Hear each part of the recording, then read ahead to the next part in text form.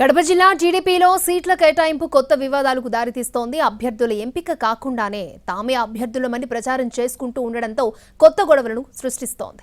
Proddatur TDP టికెట్పై ఇప్పటివరకు ఎలాంటి clarity లేదు. అయితే ప్రవీణ్ కుమార్ రెడ్డి పేరుతో వాల్ పోస్టర్స్ దర్శనమివ్వడం ప్రొద్దుటూరులో కొత్త పంచాయతీకి దారితీసింది. కడప జిల్లా ప్రొద్దుటూరు టీడీపీలో ఈ టికెట్ వార్ కొత్త మలుపులు తిరుగుతోంది. ఇక్కడ నుంచి టికెట్ కోసం నలుగురు వ్యక్తులు పోటీ పడుతున్నారు. మాజీ ఎమ్మెల్యేలు, పార్టీ సీనియర్ నాయకులు Varadarajula Reddy, Lingareddy, TDP in-charge Praveen Kumar Reddy, Rajya Sabha MP Ramesh Naidu సోదరుడు సురేష్ నాయుడు పోటీ పడుతున్నారు.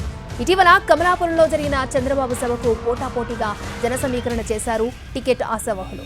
అధికార పక్షంపై పదే పదే విమర్శలు కూడా చేస్తున్నారు నేతలు. ప్రొద్దుటూరు టీడీపీ అభ్యర్థి తానేనంటూ రాత్రికి రాత్రి ఊరు మొత్తం వాల్ పోస్టర్లు అంటించారు టీడీపీ ఇన్ఛార్జ్ ప్రవీణ్. ఇదే ఇప్పుడు ప్రొద్దుటూరు టౌన్లో పోస్టర్ల వ్యవహారం హాట్ టాపిక్ గా మారింది. దీంతో ప్రొద్దుటూరులో టికెట్ వివాదం ముదురుతోంది.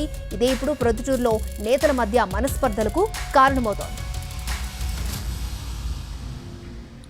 ప్రవీణ్ కుమార్ రెడ్డి పోస్టర్లు వేయడంపై టీడీపీ కడప జిల్లా అధ్యక్షుడు లింగారెడ్డి తీవ్రంగా ఖండించారు.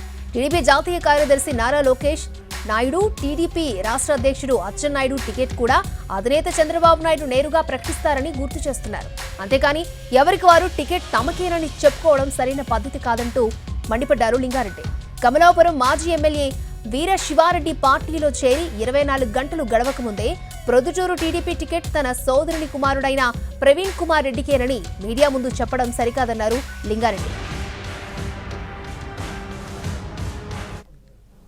అయ్యా వీర శివారెడ్డి గారు, అభ్యర్థులను నిర్ణయించేది, ప్రకటించేది నీ అధికార పద్ధతి కాదు,